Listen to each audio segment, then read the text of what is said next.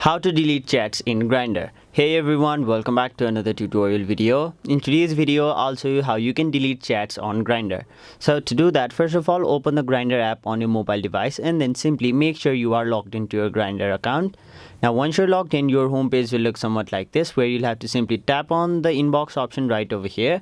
After that, you will be able to see the history of the chats you've done. So in order to delete a chat, all you have to do is simply long press on the one which you'd like to delete, and then if you want, you can select multiple as well. Now once you've done that, simply tap on the delete icon or the trash like icon on the top right corner of your screen, and then a pop-up will say delete conversations. Are you sure you want to delete these conversations? So simply tap on the option delete, and just like that, as you can see, the contacts or the chats have been deleted from Grindr.